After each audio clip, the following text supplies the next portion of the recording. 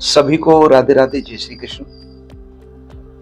जो हमने 5 मार्च को कोर्स शुरू किया था, फ्री वैदिक ज्योतिष का कोर्स, आज उसकी ये सेकंड क्लास है। पहली जो क्लास थी हमारी, उस क्लास में हमने डिस्कशन किया था कि ज्योतिष का परिचय क्या है, उसकी परिभाषा क्या है,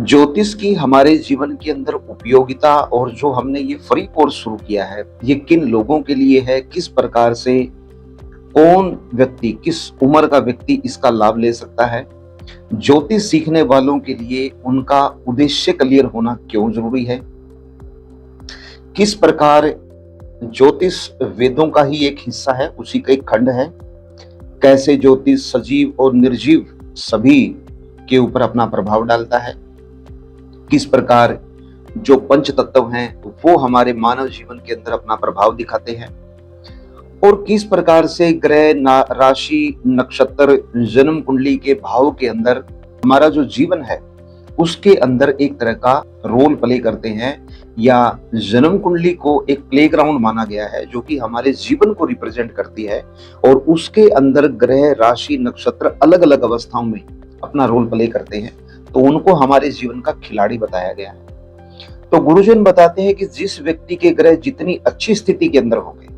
किसी जातक का जन्म अच्छे समय पे हुआ है, अच्छी घड़ी में अच्छे स्थान पे हुआ है, और उस समय ब्रह्मांड में जो ग्रहों की स्थिति थी, जो गोचर था वो बहुत शानदार था।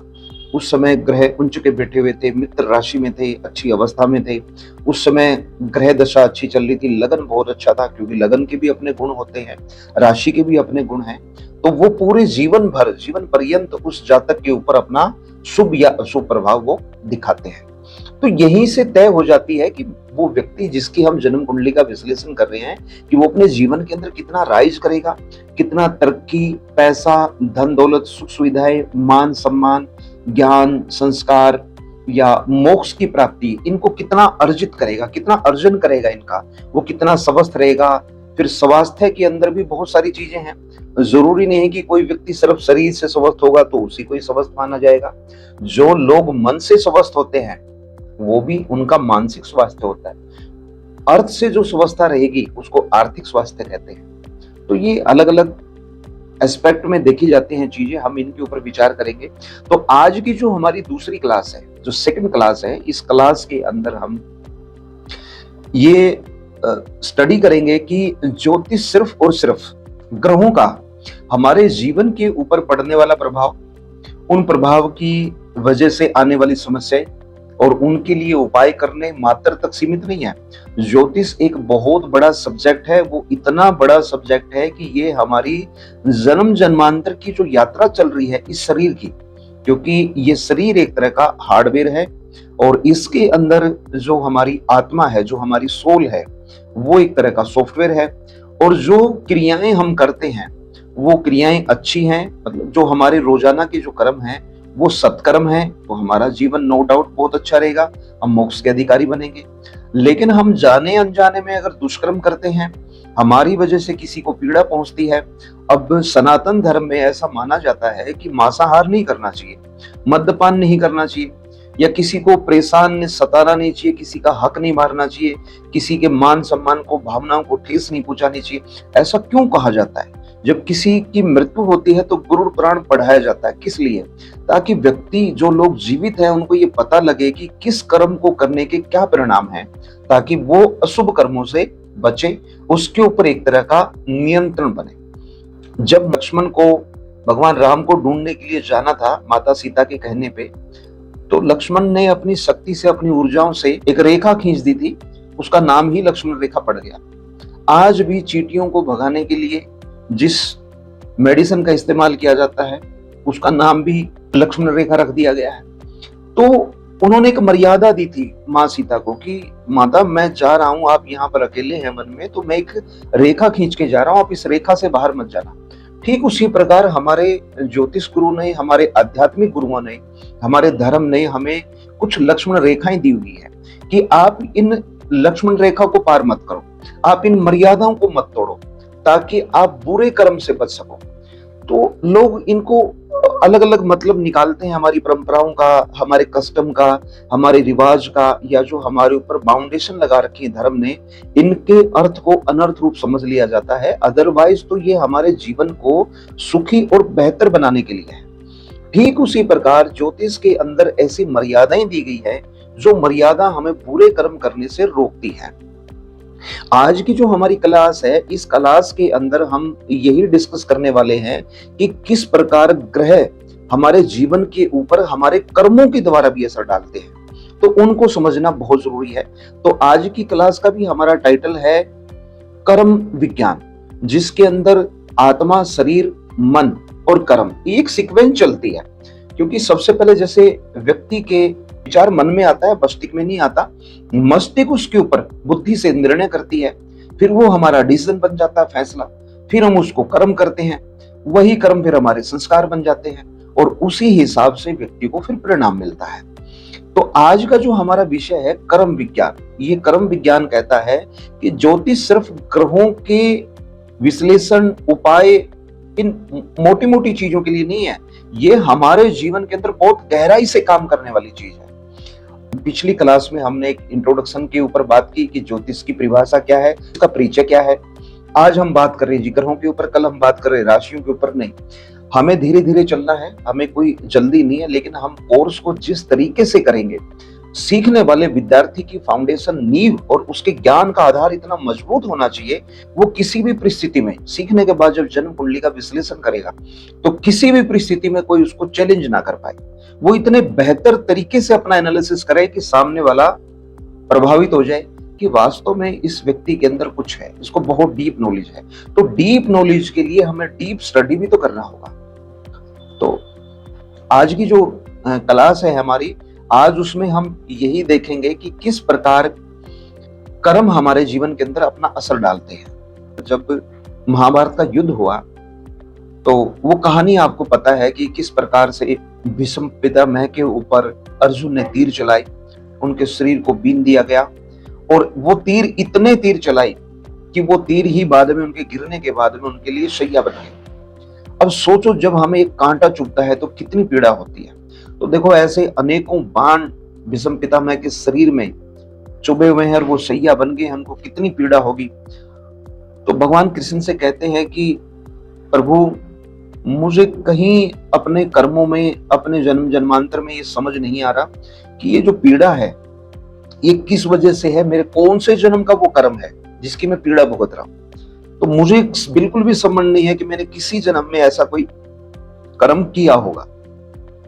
तो भगवान कृष्ण उनको अपने जन्म जन्मों की यात्राओं का स्मरण करवाते हैं और तब वहां पर एक जन्म ऐसा निकल कर आता है कि जब उन्होंने सांप को कांटों के ऊपर डाल दिया था, तो जितने कांटे उनके शरीर में चुभे थे, सांप के शरीर में, उतने ही तीर भीष्म पितामह के शरीर में चुभे हुए थे। तो मान गए भीष्म पितामह कि हाँ, कर्म हमारा पीछा करते हैं, जन्म जन्मांतर पीछा करते हैं और ये कभी हमें नहीं छोड़ते, इनका भुगतान हमें करना ही करना है।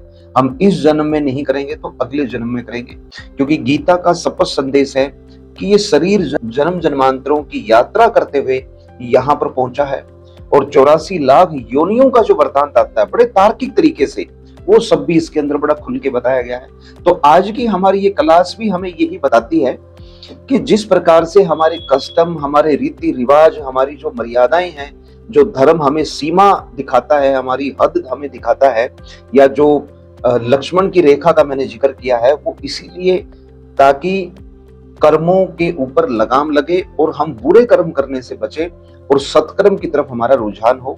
क्योंकि मांसाहार की जो बात है उसमें जीव हत्या है, हम किसी जीव को मार के नहीं खा रहे, लेकिन किसी जीव को समय से पहले मारने का हम माध्यम बन रहे हैं, कारण बन रहे हैं, क्योंकि हम मार्केट के अंदर डिमांड क्रिएट कर रहे हैं। हमारी जरूरत है तो कोई मांसाहार का काम कर रहा है, हम नहीं खाएंगे, मांसाहार अपने आप बंद हो जाएगा।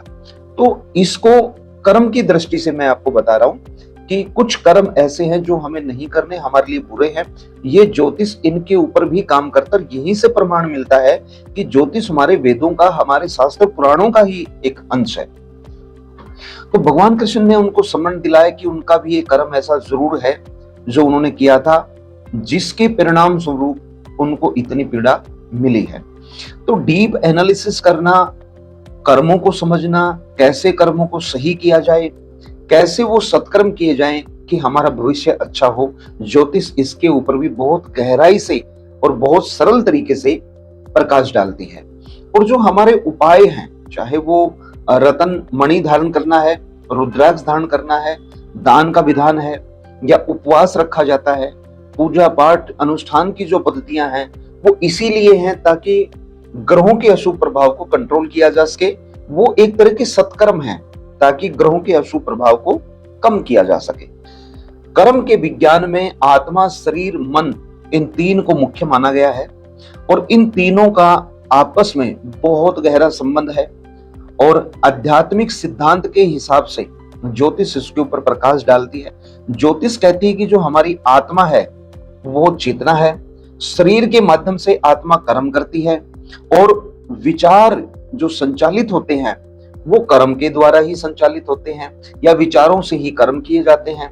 और पिछले कर्मों के परिणाम मन और शरीर के रूप में प्रकट होते हैं। कुछ लोगों की सोच बड़ी खराब होती है, कुछ लोगों की सोच बड़ी सात्विक होती है, क्योंकि वो सोच जो है शरीर में यात्रा करते हुई आ रही है। पिछले जन्म में हमारा, मैं जो भाग्य नीति पत्रिका का मैंने जिक्र किया था पिछली वीडियो में, जो भाग्य नीति पत्रिका मैंने बनाई है, उस पत्रिका के अंदर एक सिद्धांत मैंने वेदों से, ज्योतिष से, शास्त्रों से ऐसा निकाला है जिसमें ये स्पष्ट संकेत मिलता है हमें जन्म कुंडली में ग्रहों की स्थिति के अनुसार कि पिछले जन्म में हम क्या थे।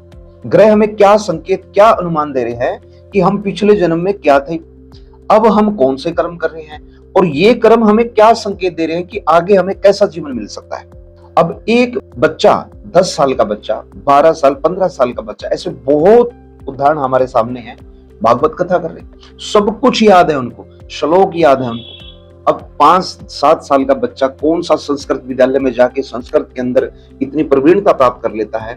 वो अभी स्कूल में जाना ही उन्होंने शुरू किया है और वो वेदों के मंत्र बोल रहे हैं। तो ये निश्चित तौर पर ये प्रमाण है इस चीज का, ये पिछले जन्म की यात्रा है जो वहां पर ये इन्हीं कार्यों के अंदर संलग्न रहते हुए उस जन्म में शरीर को छोड़कर अब दोबारा मानव शरीर को इन्होंने प्राप्त किया है।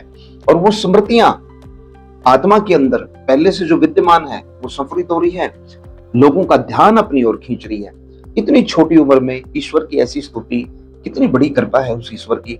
और निश्चित तौर पर जो व्यक्ति जितना बड़ा धर्मात्मा होगा उससे यही पता लगता है कि ये पीछे भी धर्मात्मा था, क्योंकि ईश्वर की प्राप्ति, धर्म के अनुसार आचरण करना, भगवान का भजन करना, उनकी स्तुति करना, उन्हीं के ही ध्यान में अपना जीवन यापन करना, ये बहुत बड़ी बात है। ये एक जन्म का परिणाम हो ही नहीं सकता, ये तो जन्म जन्मांतरों की कहानी है।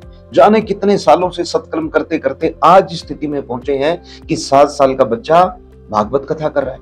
लोग हैरान हैं कि क्या है, ये चमत्कार है, ये ईश्वर की कृपा है। निश्चित तौर पे हमारे लिए चमत्कार है, लेकिन असल में तो ये ईश्वर की कृपा है और उसके जन्म जन्मांतरों की कहानी है जो आज छोटी उम्र में हमारे सामने आकर हमें आश्चर्यचकित कर रही है। लेकिन यात्रा तो कर्मों की है।